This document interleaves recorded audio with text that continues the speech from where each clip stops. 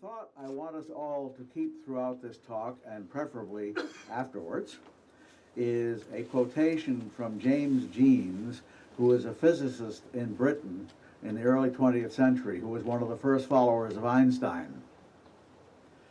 And in fact, he wrote a great deal on the theory of relativity, both general and special.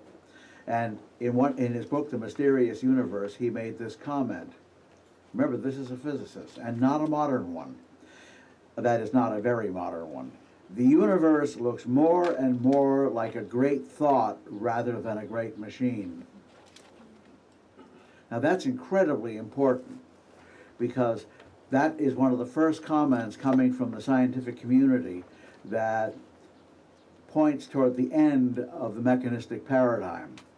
Now it actually already has ended, but most of the scientists haven't noticed. Especially the science educators haven't noticed. When astrology gets flack from the scientific community, you will almost invariably find that it is led by professors who are not of science, science writers, and science educators. Very seldom do scientists get involved unless they're sort of shamed into it, which happened in the 1970s, when the 186 scientists, including many Nobel laureates, signed a statement against astrology. But they probably wouldn't have bothered if they hadn't been urged to do so by the organizing group. Frankly, the attitude most scientists have toward astrology is, well, I don't believe in it, but I got better things to do. Okay, I can live with that. So what is meant by postmodern astrology? Well, in order to define this, I have to define some other terms. And at this point, you're encountering a tendency I've had for a long time, and it wasn't until I went to graduate school, where I spent a rousing 10 years, getting my doctorate, where I learned that I was doing this like a scholastic. Modern people don't usually do this, but a scholastic always begins by rigorously defining every term that is used, so you don't spend the whole time discussing what do you mean by the terms rather than getting to the substance of the argument, because they're laid out at the beginning. So the first term we have to define is modern astrology. The second term we have to define is traditional astrology, or more accurately, astrologies. Postmodernism as a philosophical and literary movement, which caused a great deal of humor in my graduate school career, and postmodern astrology. Let me back up to postmodernism for a moment. Postmodernism was an extremely skeptical movement that occurred in literary and philosophical circles, also artistic, which basically came to the conclusion that the past is a fictional construction. Well, you've heard the past, the history of everything is written by the winners. Well, they took this one step further to say that basically you can't really say what the past was about. I had a professor of Byzantine studies in graduate school, and she recounted a story that happened to her when she was an undergraduate, when she was taking a course in history. It was because she was a historian, but it had some literary implications, and so there were a lot of people from the literature departments in there. And the professor looked and said, I see there are a lot of literary types, as he pronounced literary types in this group, and I just want you to know that for the purpose of this course, the past really happened. Now you can debate that point philosophically, but there is the recognition of the past having certain qualities is not entirely a hallucination, although the details are subject to dispute. So, first, principal stages and divisions in the history of astrology. This is how I'm going to define what I mean by traditional astrologies, modern astrology, and postmodern. First of all, we have pre-horoscopic astrology in Mesopotamia. Dates, who knows, to about 500 BCE. Now, what do I mean by pre-horoscopic? There are two kinds of astrology, two mega categories of astrology. There is non-horoscopic astrology, which is any correlation between terrestrial events and celestial phenomena, but there are no charts. Like, for example, tides could be given as an example of this, or commodity prices fluctuating unless you use birth charts of commodities exchanges or something like that. By and large, financial astrology is non-horoscopic, although there are ones who follow a horoscopic approach where they look at the charts of companies and things like that. And specifically, the word horoscope, let me just make sure I don't have a slide on that. No, I don't. Okay, good. The word horoscope does not mean what most people think it means. First of all, I think you're all aware it doesn't mean a column in a newspaper. I hope. Are we all agreed on that one? That's a misuse of the word. Most of us think it means the chart. It doesn't. It means some point in the chart that defines a house as a first house. Most particularly, the ascendant. And the word horoscope is often described in texts as meaning watcher of the hour. Well, etymologically, you could make that interpretation, but it's a totally stupid translation. The correct translation is marker of the time. Time marker. So the ascendant marks the time. Now, where does it mark the time, you may ask, since we use the meridian in this culture. If you didn't know it, that's what we do. Egypt. Egypt developed a system of telling times at night by watching the stars rising in the east. And they, in fact, it is now becoming clear in recent research, invented the ascendant. So while it is true that the Mesopotamians laid a tremendous foundation, stay tuned for this afternoon's talk, or early evening, I guess. While it is true that the Mesopotamians laid a tremendous foundation for astrology, their astrology was, until near the end of that period, non-horoscopic.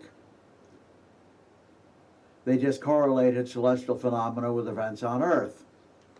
It was the Egyptians who invented the horoscope.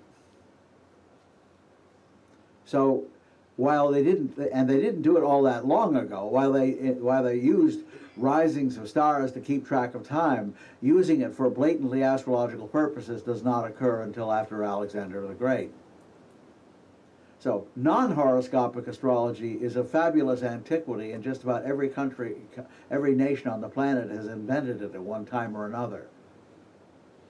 We even have examples of, well, I was reading something, and I cannot cite the source, but where it mentioned Native American tribes that would go to the mountaintops on the vernal equinox, which they measured by looking at shadows of sunrise and so forth in the good old Paleolithic manner. And when they do, they would look up to see where the planets were located in the heavens on that day. They were doing an ingress chart, except they didn't think of it as an ingress, they just thought of it as omens for the year. They didn't do transits to it, they didn't do progressions to it, they didn't do any of that stuff. But just about every culture has at some point developed a non-horoscopic astrology. So you can't really say who invented it. It's a constant human reinvention. Horoscopic astrology, on the other hand, as far as we can tell, was invented in only one place in time, and that place is Hellenistic Egypt. I seriously dispute claims that it occurred earlier in India, and the reason is that there's no evidence of highly competent Indian astronomy that could calculate planetary positions in advance. That was what the Mesopotamians invented. They could calculate ephemerides, and that's necessary. You have to have that capability. Now, there is a problem about the history of India, and that is, in the West, documents were written on relatively imperishable materials like clay tablets and so forth. That was not the case in Egypt, but Egypt had such a dry climate that papyrus was a very durable material. In India, papyrus and all the other materials they used were not durable. They would rot in the heat and so forth. So I can't guarantee that there was nothing going on in India of the kind, but there's no evidence that is accepted by scholars at this point. And I'm not just including Western scholars. Eastern scholars have pretty much the same point of view, or Indian astrology scholars. And I'm sure there are notable exceptions. I think most of you may be aware or many of you may be aware, that there are recent indications of the fabulous antiquity of the civilization of the Indus Valley, and the reason why nobody notices a good deal of it is now underwater. Sea levels rose in the city, and they've been finding these cities all along the coast under the water. This does not mean that they were doing horoscopic astrology. It just means that they got civilized very early, much earlier than we generally recognize. So India civilization is incredibly old, no argument there. We don't know how old. The usual dating techniques don't work well with cities underwater. I'm not just being funny, they really don't. The soggy factor gets really bad.